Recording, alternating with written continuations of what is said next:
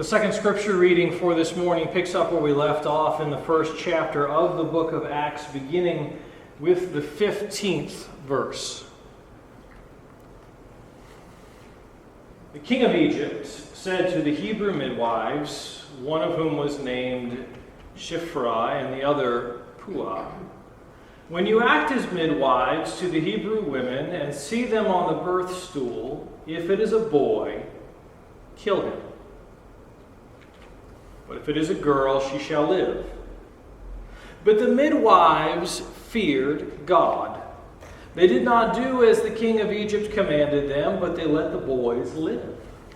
So the king of Egypt summoned the midwives and said to them, "Why have you done this and allowed the boys to live?"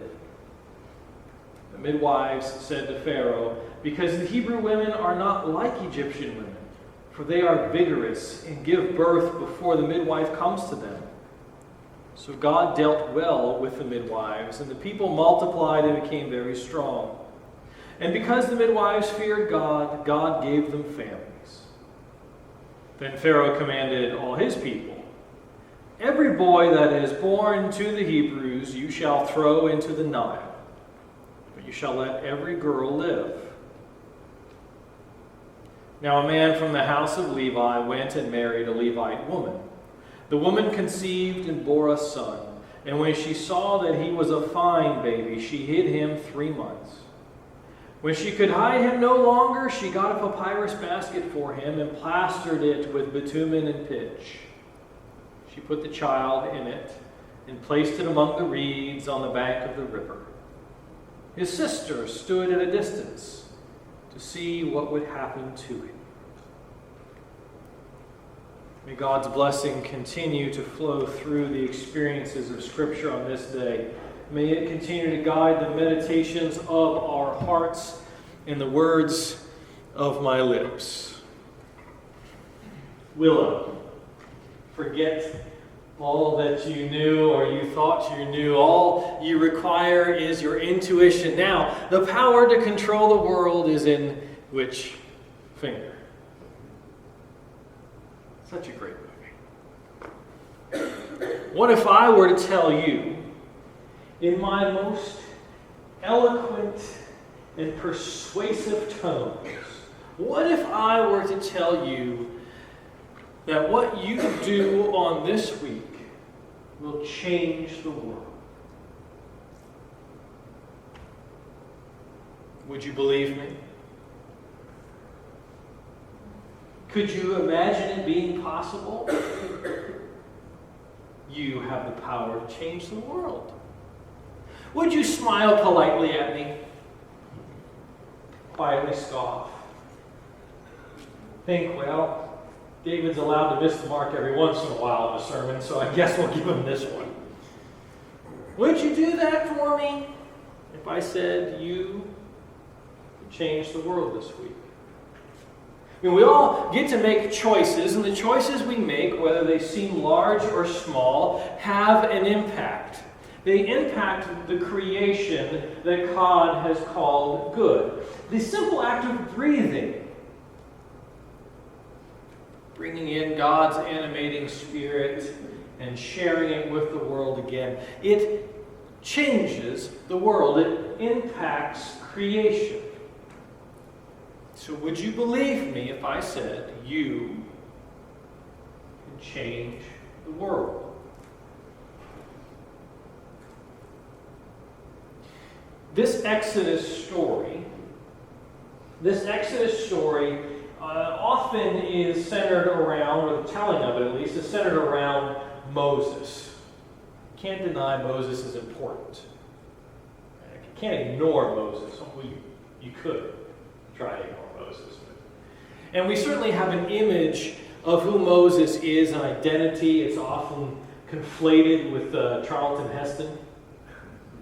I honestly don't think Moses looked that way.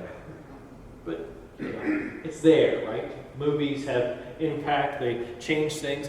But this story, in a lot of ways, fits into what we've been doing of looking at women of faith and how their faith persisted and what it means to us today. This story begins with two women who made a choice or a series of choices. They took a chance and they changed the world. They disobeyed the empire.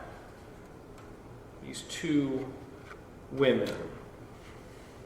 And I will probably continue to refer to them as the Hebrew midwives, although there's a chance, because the Hebrew is sufficiently vague, that they weren't even Jewish. That does change things a little bit, doesn't it? When we think of vigorous faith, women who feared God, as the text reads, they might have just been women whose job it was to work with the Jewish population. It could have been Egyptian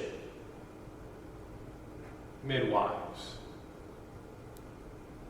That puts a whole other spin on the disobedience. What if I told you you could change the world this week? Faith, the hope in things unseen, impacts our actions and changes the world. The two women that are referred to in the text as Hebrew midwives feared God. They had faith.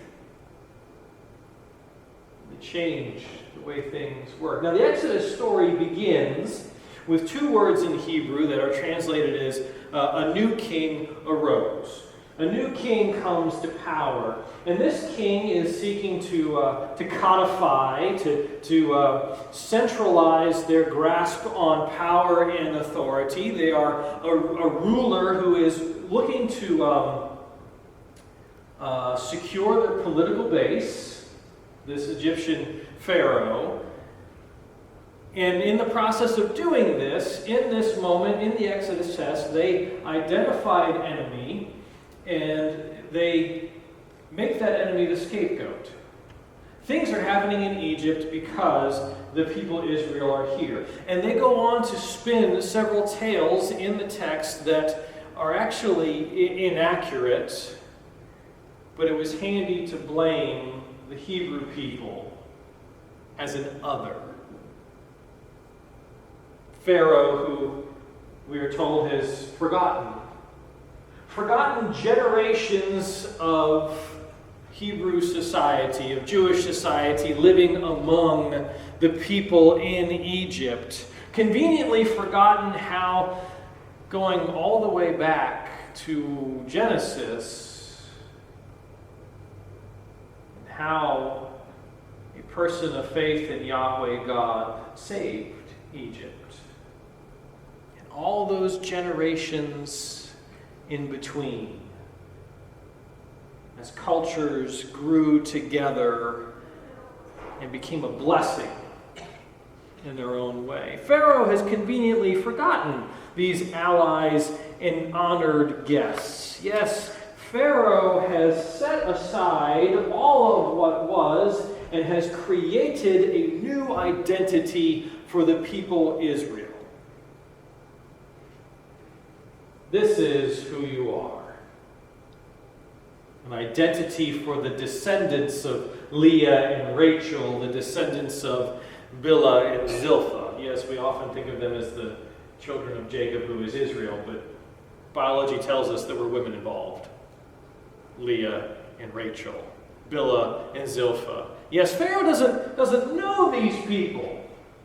Doesn't care to know these people, so it seems in the text. How well do we know these people?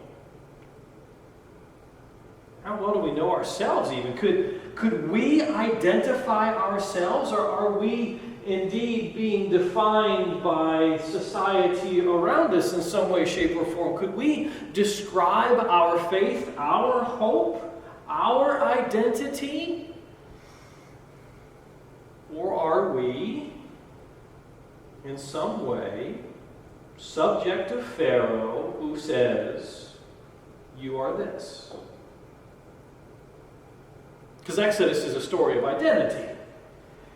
The Hebrew midwives are operating from a self-identity. And so, who are you? To whom do you belong? Are we the subjects of the definitions and descriptions of society only? Or are we something else? Do we have the power to change the world, to hope in God? Because the things that we do this week, the actions that we take on, the choices we make are going to ripple out, and they will have consequences for ill and for good, for damage and for building up. We will change the world this week. We just might not know how yet. But back to the women in the story. Yes, it's safer to stay in the story, so let's get back to them. The women in this text, they are movers. They set the stage. Like I said, we often focus on Moses, but it's the women who are making this space for Moses to go and do what Moses does.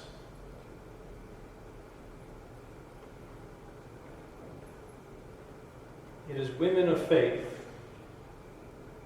vigorous and strong faith, a desperate and a dangerous hope in something bigger than themselves. Yes, it is those women that disobey.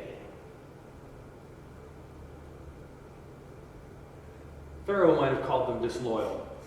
The women who disobey what it is that Pharaoh has asked for.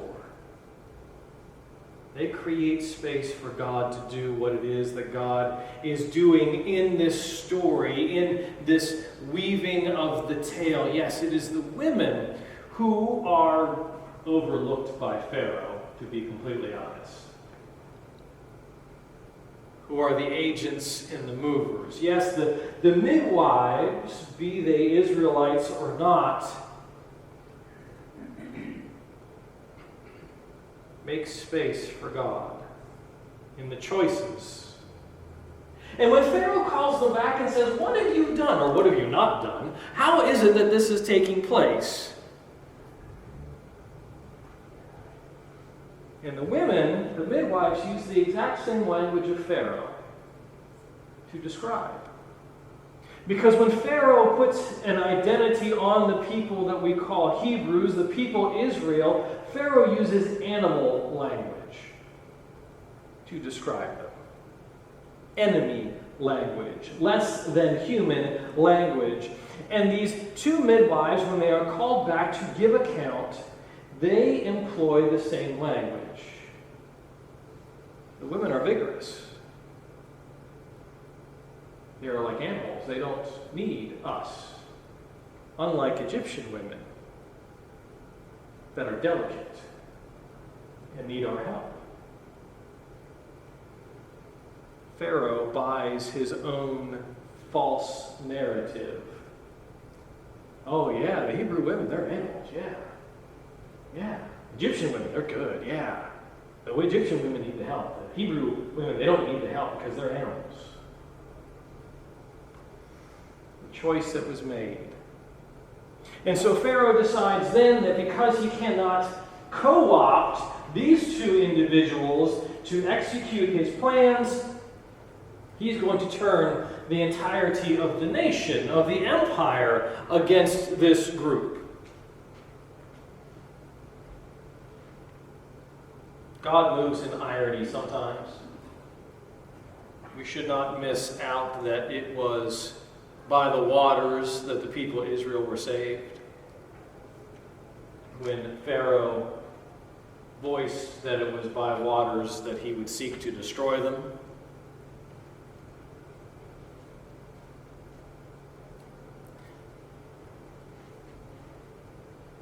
Maybe it's easier looking back to feel that we could be vigorous and full of such faith and hope because we know how the story ends, right? We know that Pharaoh's daughter is going to pull Moses out and Moses is going to grow up and all of these things are going to happen and God's going to be burning bush and all of this. And so we can sit there and say, yes, we would be full of vigorous faith and a desperate, dangerous hope because we know how the story ends in the book of Exodus. And yet, we wonder about the church today. That vigorous faith, that desperate, dangerous hope. We worry about the church today as if we don't know how the story is going to end, as if we haven't in some way proclaimed an ending to the story. It's a little bit of irony again going on. Now, the women should have been found out.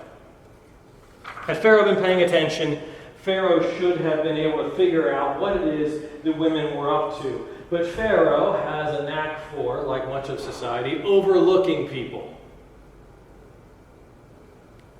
They don't matter as much.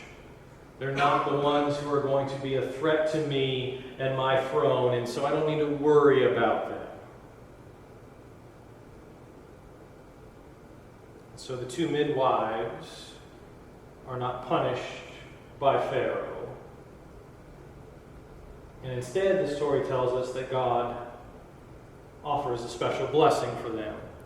And eventually, in this story, a child is born. A precious child is born. This child is set aside, placed in an ark. That's the language that's used. Placed in an ark, and in a daring plot, placed in the waters from which they would be rescued, plucked.